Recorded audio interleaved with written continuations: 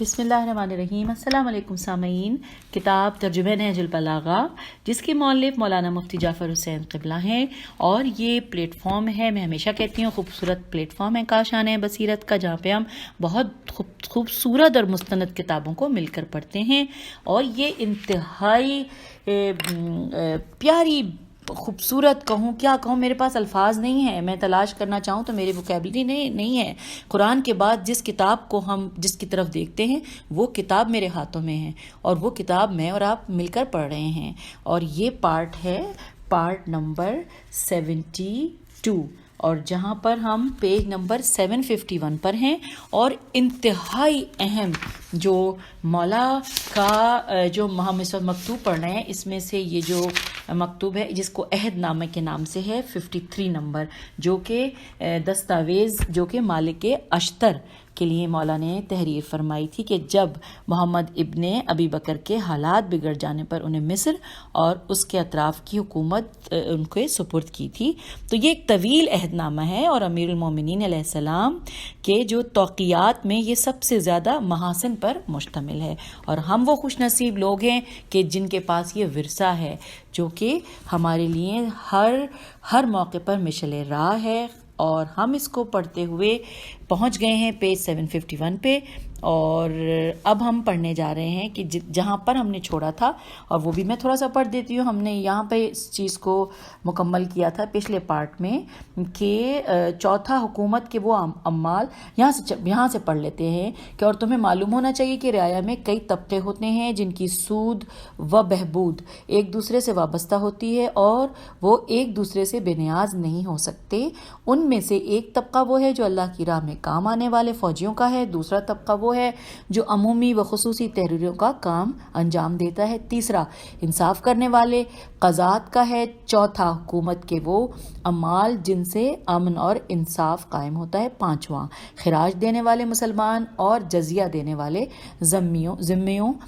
زال میم یہ واو نون غنہ کا، چھٹا تجارت پیشہ و اہل حرفہ کا، ساتواں فقراء و مساکین کا وہ طبقہ ہے کہ جو سب سے پست اور اللہ نے ہر ایک کا حق معین کر دیا ہے، اور اپنی کتاب یا سنت نبوی صلی اللہ علیہ وآلہ وسلم میں اس کی حد بندی کر دی، اور وہ مکمل دستور ہمارے پاس محفوظ ہے۔ تو سامعین اب ہم اس سے آگے پڑھیں گے، اور اب ہم اس طریقے سے پڑھنے جا رہے ہیں کہ جو کچھ بہت تفصیلات میں ہمیں بتایا جا رہا ہے۔ اب ہم جو پڑھنے جا رہے ہیں اس میں بریکٹ میں لکھا ہے پہلا طبقہ، اب اس میں لکھا ہے کہ فوجی دستے یہ بحکم خدا رعیت کی حفاظت کا قلعہ، فرما رواؤں کی زینت، دین و مذہب کی قوت اور امن کی راہ ہیں۔ رعیت کا نظم و نسق انہی سے قائم رہ سکتا ہے، اور حکومت کی زندگی کا سہارا وہ خراج ہے جو اللہ نے اس کے لیے معین کیا ہے کہ جس سے وہ دشمنوں سے جہاد کرنے میں تقویت حاصل کرتے اور اپنی حالت کو درست بناتے اور ضروریات کو بہم پہنچاتے ہیں۔ پھر ان دونوں طبقوں کے نظم و بقا کے لیے تیسرے طبقے کی ضرورت ہے کہ جو قضات، عمال اور منشیان دفاتر کا ہے کہ جن کے ذریعے باہمی معاہدوں کی مضبوطی اور خراج اور دیگر منافع کی جمع آوری ہوتی ہے، اور معمولی اور غیر معمولی معاملوں میں ان کے ذریعے وثوق و اطمینان حاصل کیا جاتا ہے، اور سب کا دار و مدار سوداگروں اور صناعوں پر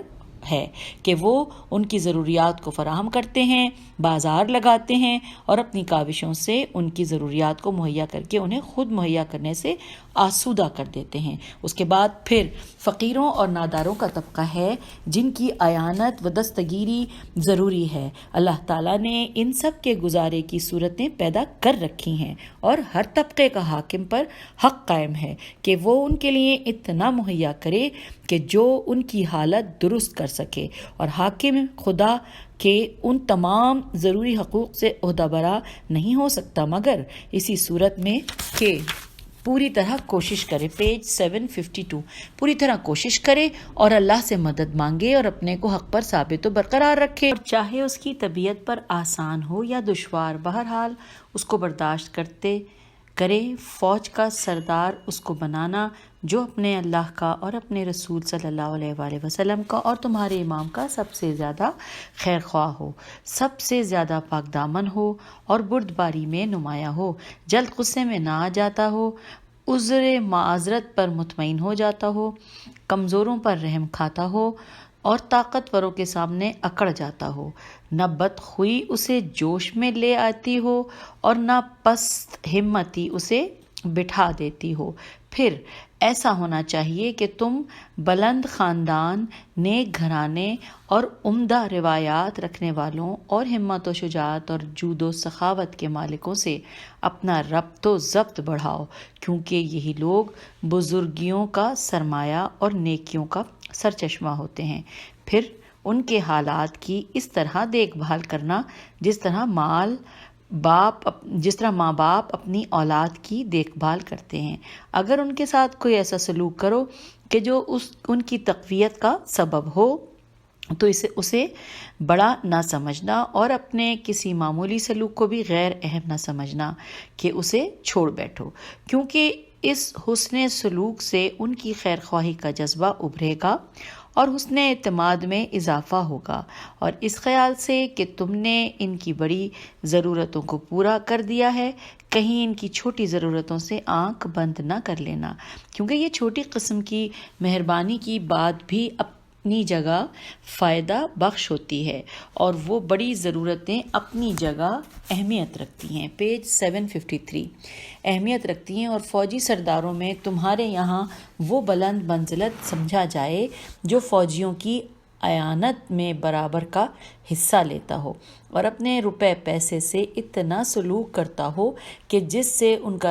کا اور ان کے پیچھے رہ جانے والے بال بچوں کا بخوبی گزارا ہو سکتا ہو، تاکہ وہ ساری فکروں سے بے فکر ہو کر پوری یکسوئی کے ساتھ دشمن سے جہاد کریں۔ اس لیے کہ فوجی سرداروں کے ساتھ تمہارا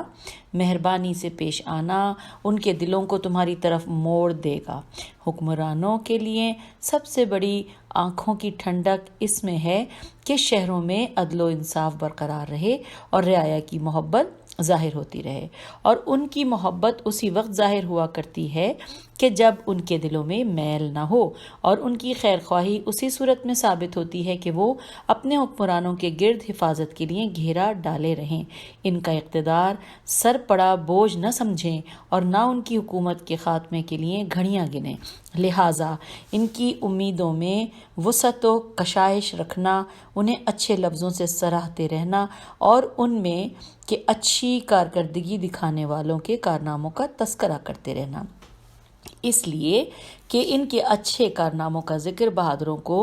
جوش میں لے آتا ہے اور پست ہمتوں کو ابھارتا ہے۔ انشاءاللہ جو شخص جس کارنامے کو انجام دے اسے پہچانتے رہنا اور ایک کا کارنامہ دوسرے کی طرف منسوب نہ کر دینا۔ پیج 754 اور اس کی حسن کارکردگی کا صلہ دینے میں کمی نہ کرنا، اور کبھی ایسا نہ کرنا کہ کسی شخص کی بلندی اور رفعت کی وجہ سے اس کے معمولی کام کو بڑا سمجھ لو اور کسی کے بڑے کام کو اس کی خود پست ہونے کی وجہ سے معمولی قرار دے لو۔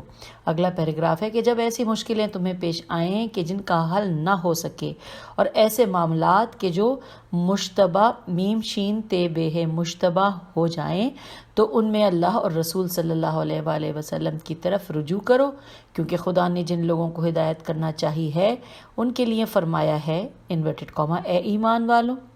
اے ایمانداروں، اللہ کی اطاعت کرو اور اس کے رسول صلی اللہ علیہ وآلہ وسلم کی، اور ان کی جو تم میں سے صاحبان امر ہوں انورٹڈ کاما کلوز۔ تو اللہ کی طرف رجوع کرنے کا مطلب یہ ہے کہ اس کی کتاب کی محکم آیتوں پر عمل کیا جائے،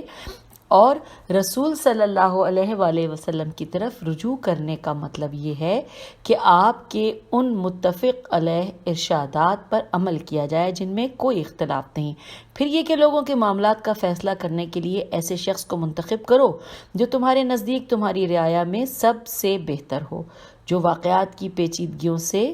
ضیق میں نہ پڑ جاتا ہو، زواد یہ قاف نہ پڑ جاتا ہو، اور نہ جھگڑا کرنے والوں کے رویے سے غصے میں آتا ہو، نہ اپنے کسی نقطۂ نظر پر اڑتا ہو، نہ حق کو پہچان کر ان کے اختیار کرنے میں طبیعت پر بار محسوس کرتا ہو، نہ ان کا نفس ذاتی طمع پر جھک پڑتا ہو، اور نہ بغیر پوری طرح چھان بین کیے ہوئے سرسری طور پر کسی معاملے کو سمجھ لینے پر اکتفا کرتا ہو۔ پیج 755۔ شک و شبے کے موقع پر قدم روک لیتا ہو اور دلیل و حجت کو سب سے زیادہ اہمیت دیتا ہو، فریقین کی بحثا بحثی سے اکتا نہ جاتا ہو، معاملات کی تحقیق میں بڑے صبر و ضبط سے کام لیتا ہو، اور جب حقیقت آئینہ ہو جاتی ہو تو بے دھڑک فیصلہ کر دیتا ہو، وہ ایسا ہو جسے سراہنا مغرور نہ بنائے اور تاننا جانبداری ورڈ ہے، شاید یہ جنبہ داری لکھا ہے، جیم نون بے، جنبہ داری پر آمادہ نہ کر دے۔ اگر ایسے لوگ کم ہی ملتے ہیں، پھر یہ کہ تم اگرچہ ایسے لوگ کم ہی ملتے ہیں، پھر یہ کہ تم خود ان کے فیصلوں کا بار بار جائزہ لیتے رہنا، دل کھول کر انہیں اتنا دینا کہ جو ان کے عذر کو غیر مسموع میم سین میم واو عین بنا دے، اور لوگوں کی انہیں کوئی احتیاج نہ رہے۔ اپنے ہاں انہیں ایسے باعزت مرتبے پر رکھو کہ تمہارے دربار رس لوگ انہیں ضرر پہنچانے کا کوئی خیال نہ کر سکے، تاکہ وہ تمہارے التفات کی وجہ سے لوگوں کی سازش سے محفوظ رہیں۔ اس بارے میں انتہائی بالغ نظری سے کام لینا، کیونکہ اس سے پہلے یہ دین بد کرداروں کے پنجے میں اسیر رہ چکا ہے، جس میں نفسانی خواہشوں کی کار فرمائی تھی اور اسے دنیا طلبی کا ایک ذریعہ بنا لیا گیا تھا۔ اگلا پیراگراف ہے کہ پھر اپنے عہدے داروں کے بارے میں نظر رکھنا، ان کو خوب آزمائش کے بعد منصب دینا، کبھی صرف رعایت اور جانبداری کی بنا پر انہیں منصب عطا نہ کرنا، اس لیے کہ یہ باتیں ناانصافی اور بے ایمانی کا سرچشمہ ہیں، اور ایسے لوگوں کو منتخب کرنا کہ جو آزمودہ و غیرت مند ہوں، ایسے خاندانوں میں سے کہ جو اچھے ہوں۔ پیج 756۔ اور جن کی خدمات اسلام کے سلسلے میں پہلے سے ہوں، کیونکہ ایسے لوگ بلند اخلاق اور بے داغ عزت والے ہوتے ہیں، حرص و طمع کی طرف کم جھکتے ہیں اور عواقب و نتائج پر زیادہ نظر رکھتے ہیں۔ پھر ان کی تنخواہوں کا معیار بلند رکھنا، کیونکہ اس سے انہیں اپنے نفسوں سے درست رکھنے میں مدد ملے گی، اور اس مال سے بے نیاز رہیں گے جو ان کے ہاتھوں میں بطور امانت ہوگا۔ اس کے بعد بھی وہ تمہارے حکم کی خلاف ورزی یا امانت میں رخنہ اندازی کریں تو تمہاری حجت ان پر قائم ہوگی۔ پھر ان کے کاموں کو دیکھتے بھالتے رہنا اور سچے اور وفادار مخبروں کو ان پر چھوڑ دینا، کیونکہ خفیہ طور پر ان کی امور کی نگرانی انہیں امانت کے برتنے اور رعیت کے ساتھ نرم رویہ رکھنے کی باعث ہوگی۔ خائن مددگاروں سے اپنا بچاؤ کرتے رہنا، اگر ان میں سے کوئی خیانت کی طرف ہاتھ بڑھائے اور متفقہ طور پر جاسوسوں کی اطلاعات تم تک پہنچ جائیں تو شہادت کے لیے بس اسے کافی سمجھنا، اسے جسمانی طور پر سزا دینا، اور جو کچھ اس نے اپنے عہدے سے فائدہ اٹھاتے ہوئے سمیٹا ہے اسے واپس لینا، اور اسے ذلت کی منزل پر کھڑا کر دینا، اور خیانت کی رسوائیوں کے ساتھ اسے روشناس کرانا، اور ننگ و رسوائی کا طوق اس کے گلے میں ڈال دینا۔ اگلا پیراگراف ہے کہ مال گزاری کے معاملے میں مال گزاری ادا کرنے والوں کا مفاد پیش نظر رکھنا، کیونکہ باج اور باج گزاروں کی بدولت ہی دوسروں کے حالات درست کیے جا سکتے ہیں۔ پیج 757۔ سب اسی خراج اور خراج دینے والوں کے سہارے پر جیتے ہیں، اور خراج کی جمع آوری سے زیادہ زمین کی آبادی کا خیال رکھنا، کیونکہ خراج بھی تو زمین کی آبادی ہی سے حاصل ہو سکتا ہے، اور جو آباد کیے بغیر خراج چاہتا ہے وہ ملک کی بربادی اور بندگان خدا کی تباہی کا سامان کرتا ہے، اور اس کی حکومت تھوڑے دنوں سے زیادہ نہیں رہ سکتی۔ اب اگر وہ خراج کی گراں یا کسی آفت ناگہانی یا نہری و بارانی علاقوں میں ذرائع آبپاشی کے ختم ہونے یا زمین کے سیلاب میں گر جانے یا سیرابی کے نہ ہونے کے باعث اس کے تباہ ہونے کی شکایت کریں تو خراج میں اتنی کمی کر دو کہ جس سے تمہیں ان کے حالات کے سدھرنے کی توقع ہو اور ان کے بوجھ کو ہلکا کرنے سے تمہیں گرانی نہ محسوس ہو، کیونکہ انہیں زیر باری سے بچانا ایک ایسا ذخیرہ ہے کہ جو تمہارے ملک کی آبادی اور تمہارے قلم رو حکومت کی زیب و زینت کی صورت میں تمہیں پلٹا دیں گے، اور اس کے ساتھ تم ان سے خراج تحسین اور عدل قائم کرنے کی وجہ سے مسرت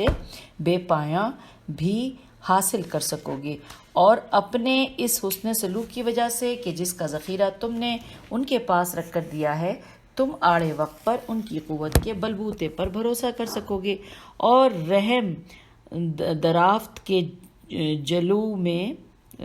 جس سیرت عادلانہ کا تم نے انہیں خوگر بنایا ہے، اس کے سبب سے تمہیں ان پر وثوق و اعتماد ہو سکے گا۔ اس کے بعد ممکن ہے کہ ایسے حالات بھی پیش آئیں کہ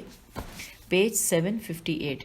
ایسے بھی حالات بھی پیش آئیں کہ جن میں تمہیں ان پر اعتماد کرنے کی ضرورت ہو، تو وہ انہیں بطیب خاطر، بے تو یہ بے اور پھر زیر بطیب خاطر جھیل لے جائیں گے، کیونکہ ملک آباد ہے تو جیسا بوجھ اس پر لادو گے وہ اٹھا لے گا،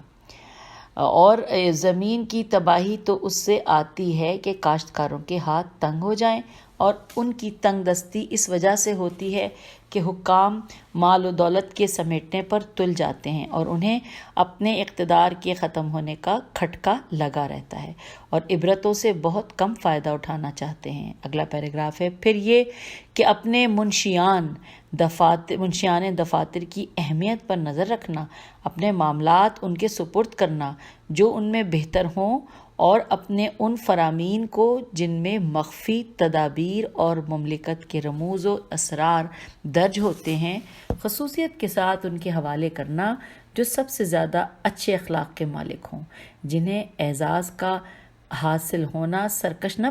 بنائے کہ وہ بھری محفلوں میں تمہارے خلاف کچھ کہنے کی جرت کرنے لگیں، اور ایسے بے پرواہ نہ ہو کہ لین دین کے بارے میں جو تم سے متعلق ہوں، تمہارے کارندوں کے خطوط تمہارے سامنے پیش کرنے اور ان کے مناسب جوابات روا نہ کرنے میں کوتاہی کرتے ہوں، اور وہ تمہارے حق میں جو معاہدہ کریں اس میں کوئی خامی نہ رہنے دیں، اور نہ تمہارے خلاف کسی ساز باز کا توڑ کرنے میں کمزوری دکھائیں، اور وہ معاملات میں اپنے صحیح مرتبے اور مقام سے نا آشنا ہوں، کیونکہ جو اپنا صحیح مقام نہیں پہچانتا وہ دوسروں کے قدر و مقام سے اور بھی زیادہ ناواقف ہوگا۔ پیج 759 پھر یہ کہ ان کا انتخاب تمہیں اپنی فراست، خوش اعتمادی اور حسن ظن کی بنا پر نہ کرنا چاہیے، کیونکہ لوگ تصنع اور حسن خدمات کے ذریعے حکمرانوں کی نظروں میں سما کر تعارف کی راہیں نکال لیا کرتے ہیں، حالانکہ ان میں ذرا بھی خیر خواہی اور امانت داری کا جذبہ نہیں ہوتا، لیکن تم انہیں ان خدمات سے پرکھو جو تم سے پہلے وہ نیک حاکموں کے ماتحت رہ کر انجام دے چکے ہوں، تو جو عوام میں نیک نام اور امانت داری کے اعتبار سے زیادہ مشہور ہوں ان کی طرف خصوصیت کے ساتھ توجہ کرو، اس لیے کہ ایسا کرنا اس کی دلیل ہوگا کہ تم اللہ کے مخلص اور اپنے امام کے خیر خواہ ہو۔ تمہیں محکمہ تحریر کے ہر شعبے پر ایک ایک افسر مقرر کرنا چاہیے جو اس شعبے کے بڑے سے بڑے کام سے عاجز نہ ہو اور کام کی زیادتی سے بوکھلا نہ اٹھے۔ یاد رکھو کہ ان منشیوں میں جو بھی عیب ہوگا اور تم اس سے آنکھ بند رکھو گے، اس کی ذمہ داری تم پر ہوگی۔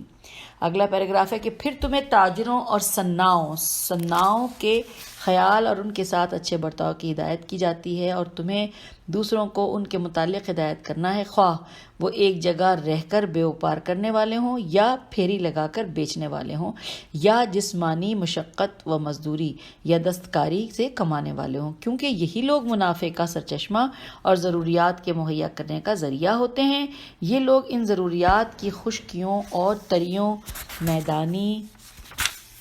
پیج 760 میدانی علاقوں اور پہاڑوں ایسے دور افتادہ مقامات سے درآمد کرتے ہیں، اور ایسی جگہوں سے جہاں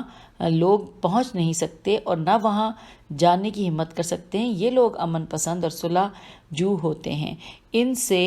کسی فساد اور شورش کا اندیشہ نہیں ہوتا۔ یہ لوگ تمہارے سامنے ہوں یا جہاں جہاں دوسرے شہروں میں پھیلے ہوئے ہوں، تم ان کی خبر گیری کرتے رہنا۔ ہاں، اس کے ساتھ یہ بھی یاد رکھو کہ ان میں ایسے بھی ہوتے ہیں جو انتہائی تنگ نظر اور بڑے کنجوس ہوتے ہیں، جو نفع اندوزی کے لیے مال روک رکھتے ہیں اور اونچے نرخ معین کر لیتے ہیں۔ یہ چیز عوام کے لیے نقصان دہ اور حکام کی بدنامی کا باعث ہوتی ہے، لہٰذا ذخیرہ اندوزی سے منع کرنا، کیونکہ رسول اکرم صلی اللہ علیہ وآلہ وسلم نے اس سے ممانعت فرمائی، اور خرید و فروخت صحیح ترازوؤں اور مناسب نرخوں کے ساتھ بسہولت ہونا چاہیے کہ نہ بیچنے والے کو نقصان ہو اور نہ خریدنے والے کو خسارہ ہو۔ اس کے بعد بھی کوئی ذخیرہ اندوزی کے جرم کا مرتکب ہو تو اسے مناسب حد تک سزا دینا، پھر خصوصیت کے ساتھ اللہ کا خوف کرنا، پسماندہ و افتادہ طبقے کے بارے میں جن کا کوئی سہارا نہیں ہوتا، وہ مسکینوں، محتاجوں، فقیروں اور معذوروں کا طبقہ ہے۔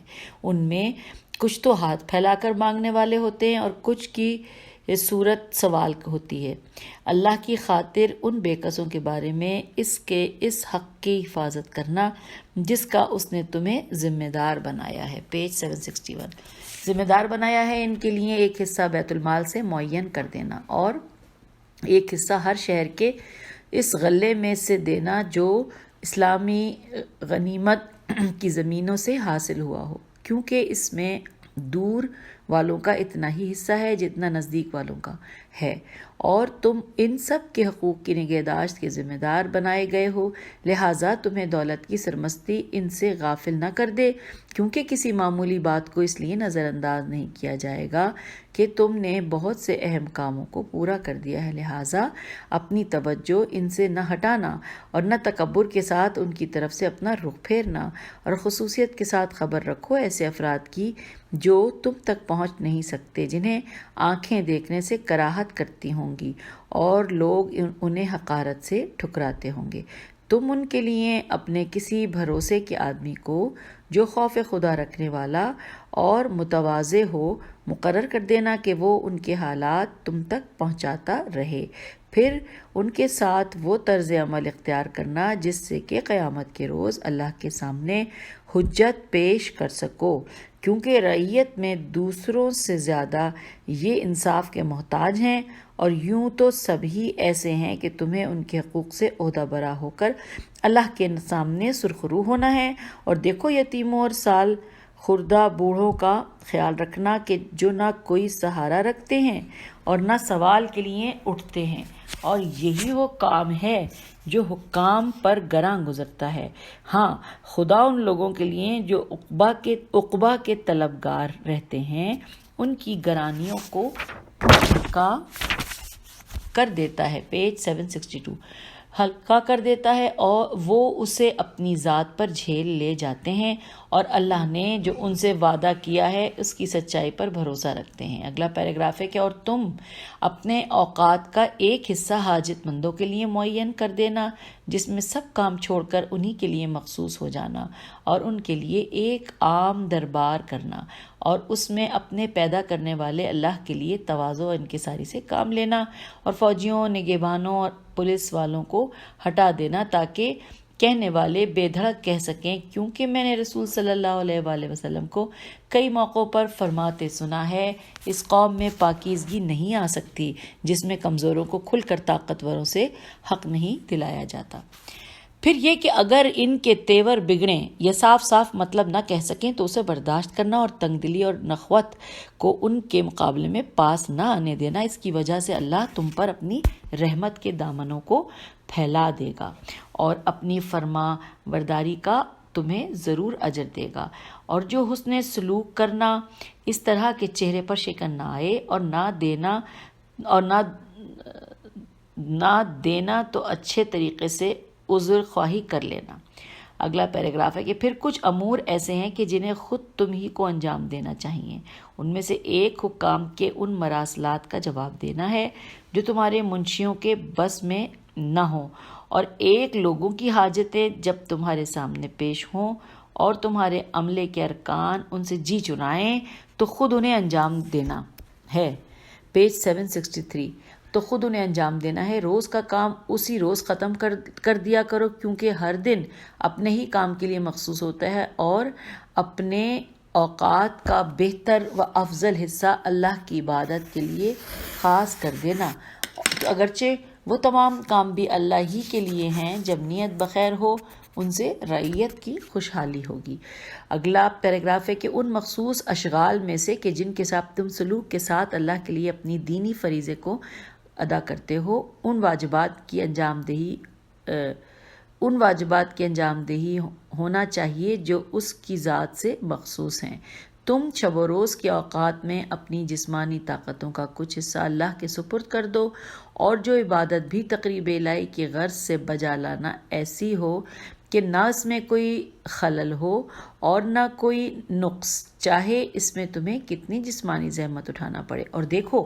جب لوگوں کو نماز پڑھانا تو ایسی نہیں کہ طول دے کر لوگوں کو بیزار کر دو، اور نہ ایسی مختصر کہ نماز برباد ہو جائے، اس لیے کہ نمازیوں میں بیمار بھی ہوتے ہیں اور ایسے بھی کہ جنہیں کوئی ضرورت درپیش ہوتی ہے۔ چنانچہ جب رسول اکرم صلی اللہ علیہ وآلہ وسلم نے یمن کی طرف روانہ کیا تو میں نے آپ صلی اللہ علیہ وآلہ وسلم سے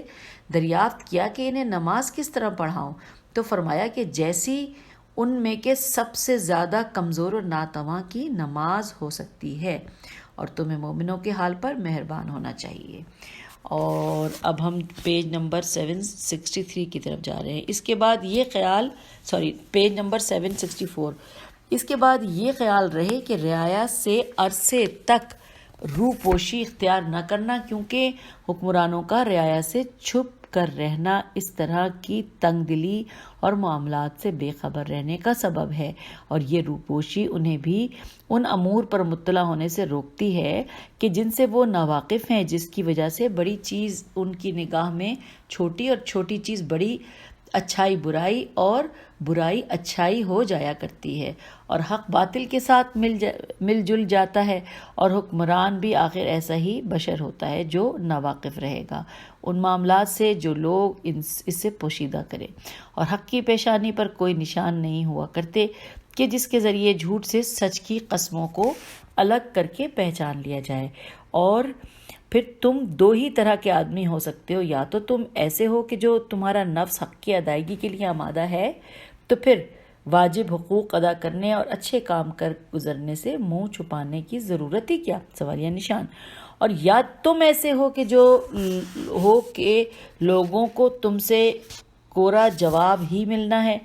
تو جب لوگ تمہاری عطا سے مایوس ہو جائیں گے تو خود ہی بہت جلد تم سے مانگنا چھوڑ دیں گے، اور پھر یہ کہ لوگوں کی اکثر ضرورتیں ایسی ہوں گی جن سے تمہاری جیب پر کوئی بار نہیں پڑتا، جیسے کسی کے ظلم کی شکایت یا کسی معاملے میں انصاف کا مطالبہ۔ اگلا پیراگراف ہے کہ اس کے بعد معلوم ہونا چاہیے کہ حکام کے کچھ خواص اور سر چڑھے لوگ ہوا کرتے ہیں جن میں خود غرضی، دست درازی اور بدمعاملگی ہوا کرتی ہے۔ تم کو ان حالات کے پیدا ہونے کی وجوہ ختم کر کے اس گندے مواد کو ختم کر دینا چاہیے۔ پیج 765 ختم کر دینا چاہیے، اور دیکھو اپنے کسی حاشیہ نشین اور قرابت دار کو جاگیر نہ دینا، اور اسے تم سے توقع نہ بندھنا چاہیے کسی ایسی زمین پر قبضہ کرنے کی جو آب پاشی یا کسی مشترکہ معاملے میں اس کے آس پاس کے لوگوں کے لیے ضرر کی باعث ہو، یوں کہ اس کا بوجھ دوسرے پر ڈال دے۔ اس صورت میں اس کے خوشگوار مزے تو اس کے لیے ہوں گے، نہ تمہارے لیے، مگر اس کا بدنما دھبا دنیا اور آخرت میں تمہارے دامن پر رہ جائے گا۔ اگلا پیراگراف ہے کہ اور جس پر جو حق عائد ہوتا ہو اس پر اس حق کو نافذ کرنا چاہیے، وہ تمہارا اپنا ہو یا بیگانہ ہو، اور اس کے بارے میں تحمل سے کام لینا اور ثواب کے امیدوار رہنا چاہے اس کی زد تمہارے کسی قریبی عزیز یا کسی مصاحب خاص پر